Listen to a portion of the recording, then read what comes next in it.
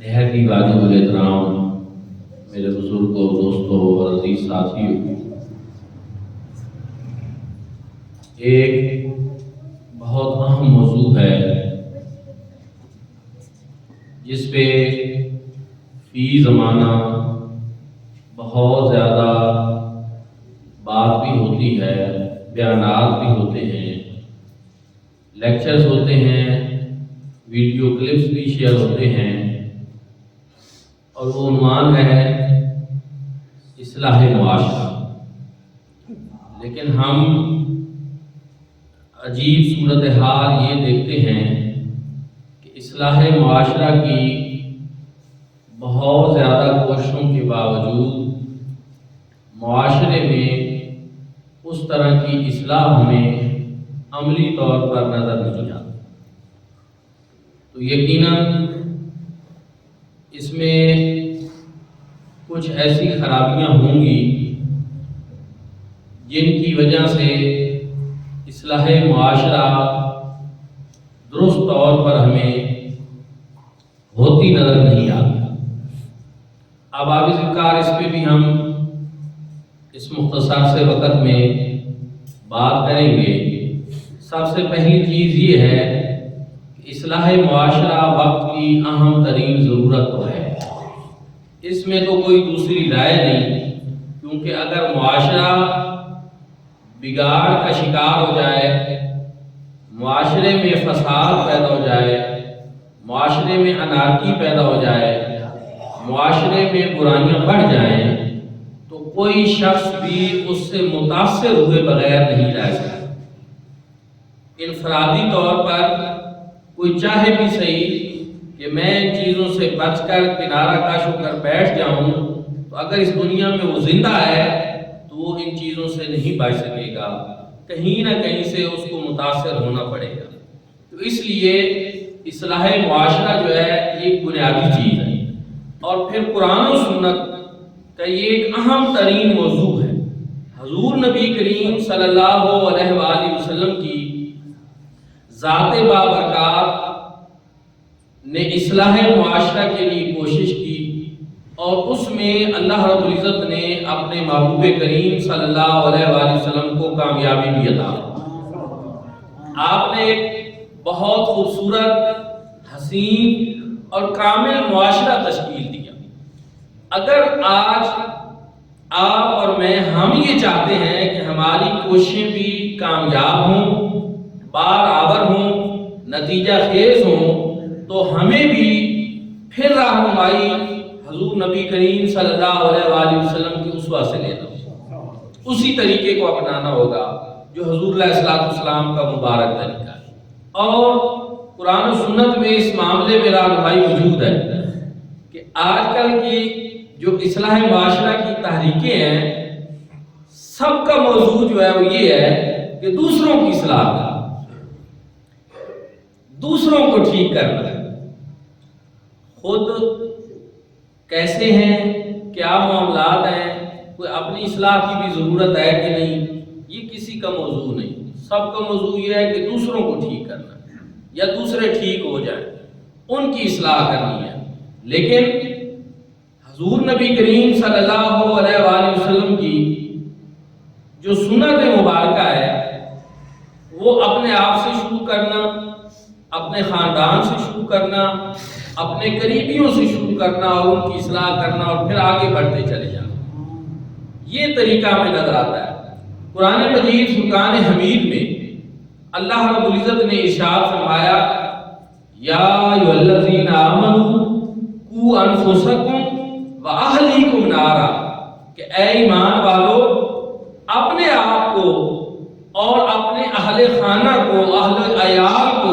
دوزخ کی آگ سے بچاؤ۔ اس میں ہمیں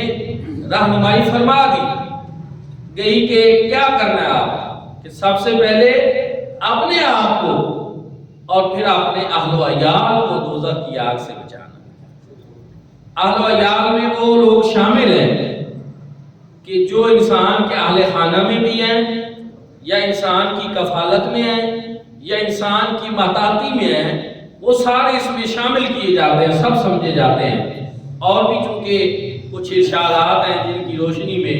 رعایا کے بارے میں پوچھا جائے گا، متاعتوں کے بارے میں پوچھا جائے گا، یہ ذمہ داریاں ہیں۔ اس وجہ سے وہ لوگ بھی اس کا حصہ ہیں اور وہ بھی اس میں شامل ہیں جو انسان کے زیر کفالت ہیں، متاحت ہیں، اور جن کے اوپر انسان نگران ہے، ذمہ دار ہے، جن کا سربراہ ہے، وہ سارے لوگ اس میں شامل ہیں۔ میں اپنے آپ کو بھی بچاؤ اور ان کو بھی بچاؤ۔ اس سے ہمیں پتہ چلا کہ سب سے پہلے تو اپنی اصلاح بڑی ضروری ہے کہ میں ٹھیک ہو جاؤں، میں درست ہو جاؤں۔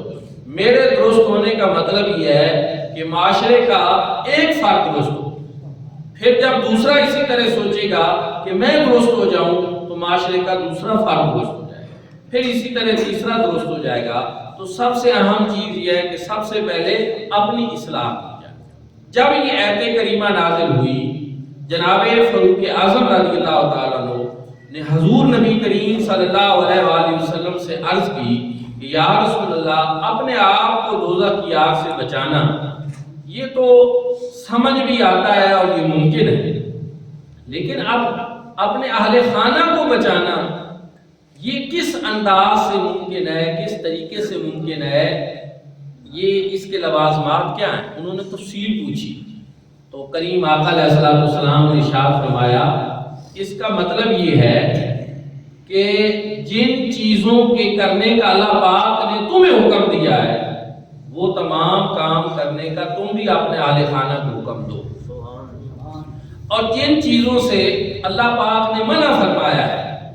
جس کو امر بالمعروف و نہی عن المنکر کہا جاتا ہے، یہ وہ چیز ہے کہ جن کو کرنے کا حکم دیا ہے وہ اہل خانہ کو تم بھی کرنے کا حکم دو، اور جن چیزوں کے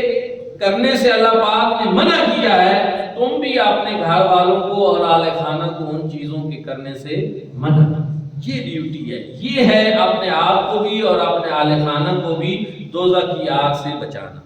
فقہائے کرام نے اس آیت کریمہ سے یہ مسئلہ اخذ کیا کہ پھر اپنے اہل خانہ، اپنی آل اولاد جو ہے اس کو فرائض علوم اور علوم شریعہ اور حلال و حرام کے مسائل کی تعلیم دینا اور ساتھ ان پر عمل کرنے کے لیے عملی اقدامات کی کوشش کرنا، یہ ہر مسلمان کے ذمہ داری ہے۔ اس کا یہ مطلب اس آیت کریمہ سے یہ ذمہ داری ہمارے اوپر عائد ہوتی ہے۔ اب آپ اور میں ہم سب اس بات پہ غور کریں کہ کیا ہم اس ذمہ داری کو ادا کر رہے ہیں یا نہیں۔ خود کس کیفیت میں ہے، ہماری اولاد کس کیفیت میں ہے، ہمارے اہل خانہ کس کیفیت میں ہے، یا جن لوگوں کے اوپر ہم سربراہ ہیں ہمارے ماتحت کس کیفیت میں ہیں، اور یہ ساری چیزیں ان پر غور و فکر کرنے کی ضرورت ہے۔ حضور نبی کریم صلی اللہ علیہ وآلہ وسلم نے اس چیز کو عملی جامہ پہنایا، اور آپ صلی اللہ علیہ وآلہ وسلم نے اپنے اہل خانہ کے لیے سب سے بہترین اصلاحات کی، اور رسول اللہ صلی اللہ علیہ وسلم نے ارشاد فرمایا کہ تم میں سے سب سے بہتر وہ ہے جو اپنے خاندان کے لیے بہتر، جو اپنے اہل خانہ کے لیے بہتر ہے۔ اور حضور صلی اللہ علیہ وآلہ وسلم نے یہ بھی ارشاد فرمایا کہ میں اپنے خاندان والوں کے لیے سب سے بہتر ہوں۔ عملی نمونہ خود پیش کیا۔ دوسرا، قرآن مجید فرقان حمید میں ایک اور جگہ پہ اللہ رب العزت نے ارشاد فرمایا وَأَنذِرْ عَشِيرَتَكَ الْأَقْرَبِينَ، اے محبوب کریم صلی اللہ علیہ وآلہ وسلم آپ اپنے قریبی رشتہ دار جو ہیں ان کو ڈرائیے، ان تک اللہ کا پیغام پہنچائیے۔ اور اس کے بعد رسول اللہ صلی اللہ علیہ وسلم نے اپنے رشتہ داروں کی دعوت کی، بنی عبد المطلب کو بلایا اور ان کو کہا کہ جو پیغام اور دعوت میں تمہاری طرف لے کر آیا ہوں، کوئی بھی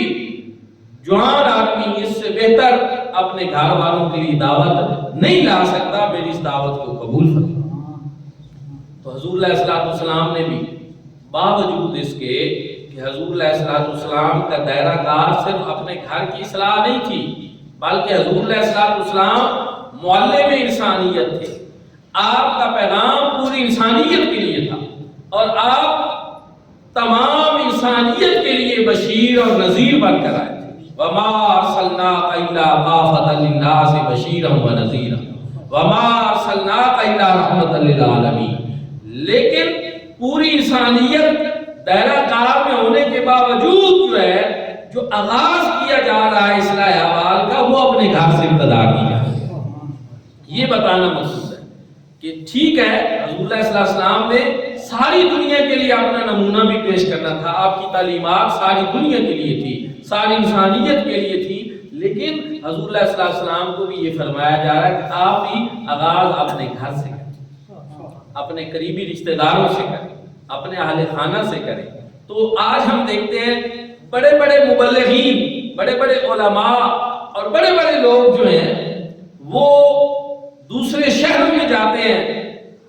اصلاح کرنے کے لیے لوگوں کی, دوسرے علاقوں میں جاتے ہیں, دوسرے لوگوں کے پاس جاتے ہیں, جبکہ ان کے اپنے گھر کا جو دائرہ کار ہے اس میں ہمیں وہ چیز نظر نہیں آتی. اور سب سے بڑی ان کی دعوت کی اثر پذیری جو ہے نہ ہونے میں رکاوٹ بھی یہی بات کہ جب لوگ کہتے ہیں کہ اچھا جی ہر جمعے کو آ کر ادھر بڑا ہی خطبہ جھاڑ جاتے ہیں ہمیں کہ یہ اصلاحات ہونی چاہیے, وہ ہونی چاہیے. ان کا اپنا کام کیا ہے کہ گھر کی پوزیشن کیا ہے. اگر میں کسی ادارے میں پڑھا رہا ہوں, پرنسپل ہوں, تو اس ادارے کی پوزیشن کیا ہے, ارد گرد محلے میں کیا پوزیشن ہے. اگر اپنے گاؤں, اپنے خاندان, اپنے لواحقین, اپنے گاؤں قریبی دوست ان پہ میرا کوئی اثر ہی نہ ہو اور اثرات ہی نہ ہو تو کسی نے بھی اس دعوت کو اس انداز میں پھر قبول نہیں کرنا. یہ چیز بڑی اہم ہے کہ جو دائی بنتا ہے اس کے لیے ضروری ہے کہ اس کے اثرات سب سے پہلے اپنے خاندان. آپ نے اب آج میرا وہ موضوع نہیں, میں اشارتاً کہہ دیتا ہوں. جب سیدنا صدیق اکبر رضی اللہ تعالیٰ عنہ ہجرت کے وقت حضور نبی کریم صلی اللہ علیہ وآلہ وسلم کے ساتھ گئے تو بیٹی نے کیا رول پلے کیا, بیٹے نے کیا رول پلے کیا, غلام نے کیا رول پلے کیا, پورے کا پورا خاندان اور آپ کا قبیلہ اور آپ کے محتاج سارے لوگ جو ہیں وہ اس مشن کا حصہ بن گئے, اس دعوت کا حصہ بن گئے اور اس پیغام کو پھیلانے کے لیے حضور نبی کریم صلی اللہ علیہ وسلم کی خدمت پہ مامور ہو گئے. اس طرح کی مثالیں پیش کرنی چاہیے ہمیں معاشرے کو, لوگوں کو, کہ اپنے اثرات جو ہیں وہ اپنے گھر کے اوپر, اپنے خاندان کے اوپر ہوں اور پھر آگے معاشرے کے اوپر اور دوسرے لوگوں پر. دوسری چیز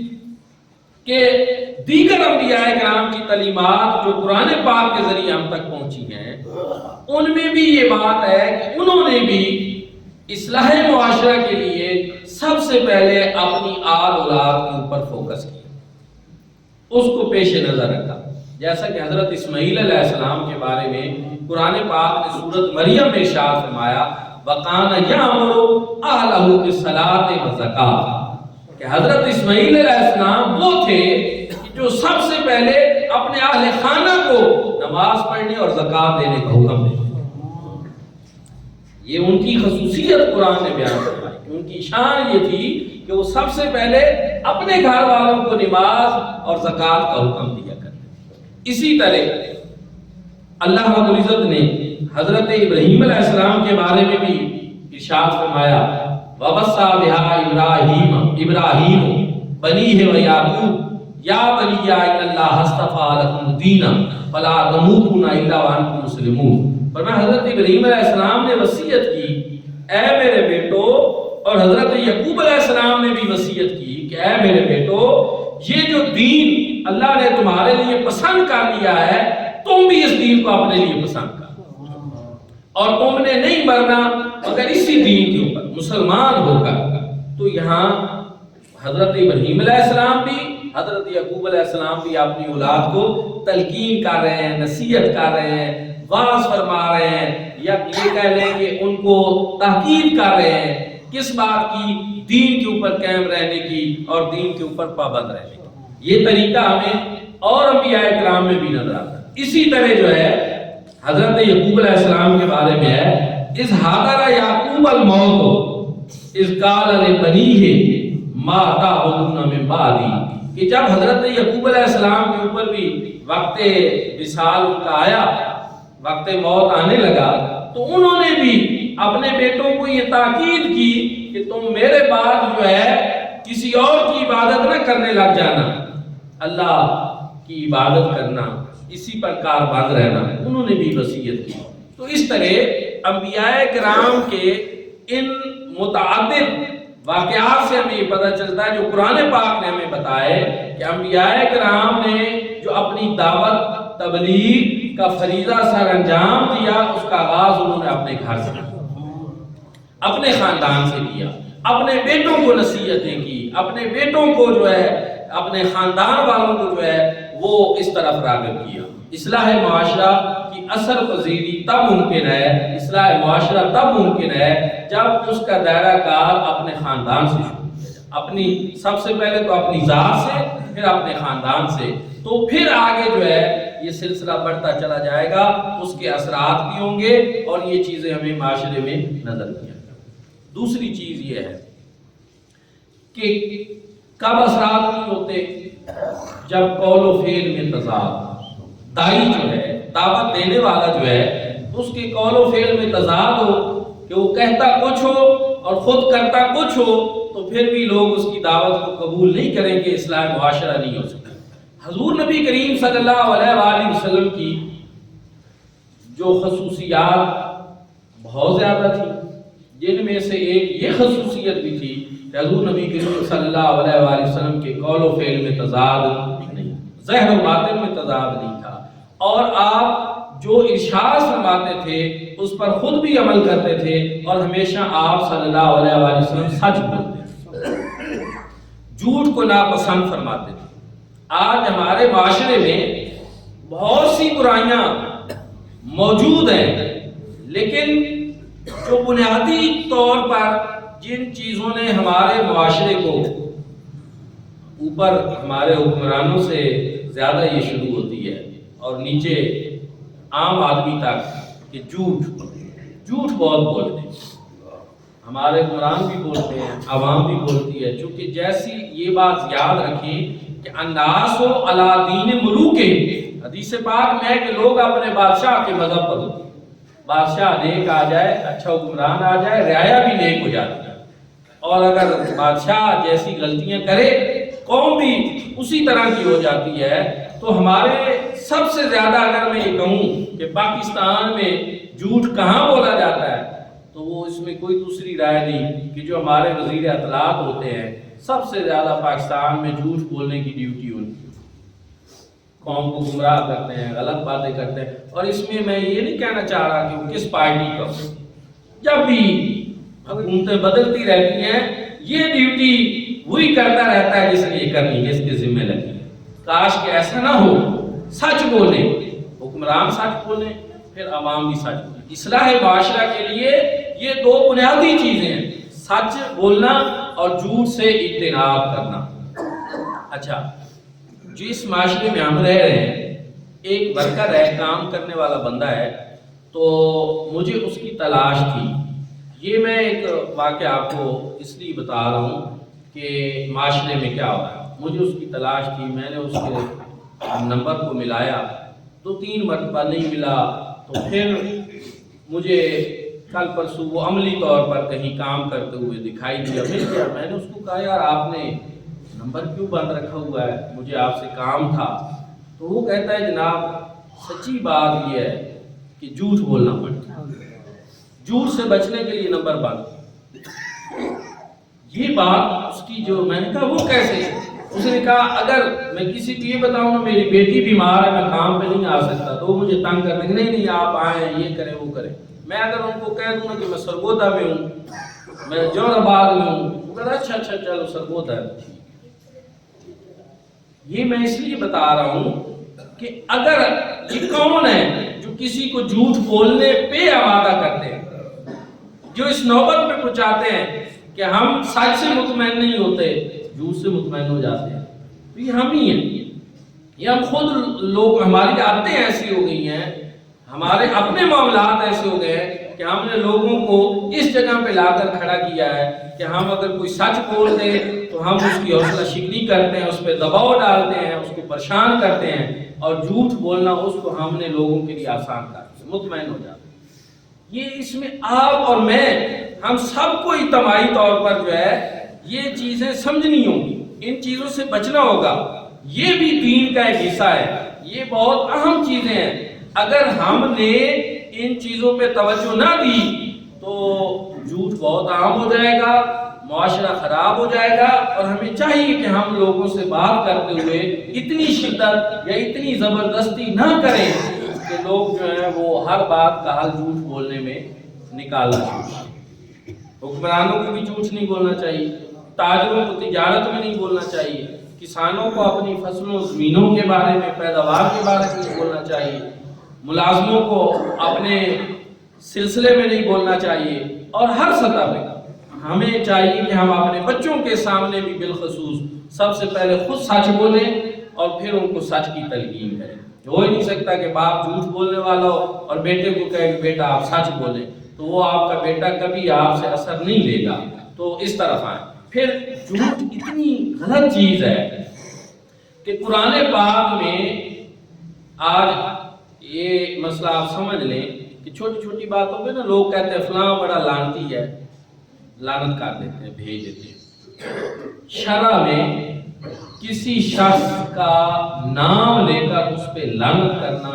یہ جائز نہیں ہے، یہ بہت غلط بات ہے۔ حتیٰ کہ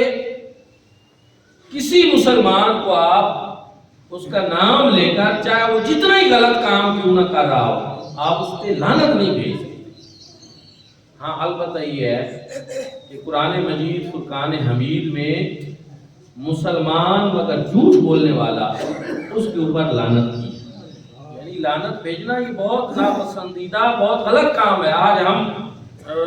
پتہ نہیں، ہمیں پتہ نہیں یا کسی نے مسئلہ بتایا نہیں، ہر بات پہ سوشل میڈیا پہ تو کوئی واقعہ ہو تو لوگ نیچے لعنت لعنت لکھ دیتے ہیں، بولتے ہیں جی لعنت نہیں۔ اس سے اجتناب کریں۔ لعنت جو ہے کسی مسلمان کا نام لے کر جو ہے آپ اس کے اوپر لعنت نہیں بھیج سکتے، چاہے وہ جتنا بڑا۔ بعض لوگوں نے تو یہاں تک بھی کہا ہے کہ آپ کسی کافر پہ بھی بائی نیم لعنت نہیں بھیج سکتے۔ یعنی دیکھیں بعض فقہا کا کہنا یہ ہے کہ آپ کسی کافر پہ بھی بائی نیم لعنت نہیں بھیج سکتے کہ اس کو خاص کر کے کہ یہ فلاں کافر جو ہے نا اس کے اوپر لعنت ہے۔ تو اب آپ مسلمان کے بارے میں تو اس سے آپ کتنا شدید معاملہ ہوگا خود اندازہ لگا لیں، لیکن یہ ہمارے معاشرے میں عام ہوگا کہ ہم ہر شخص پہ لعنت بھیجیں، ایک چیز ہی۔ دوسرا یہ کہ اگر قرآن میں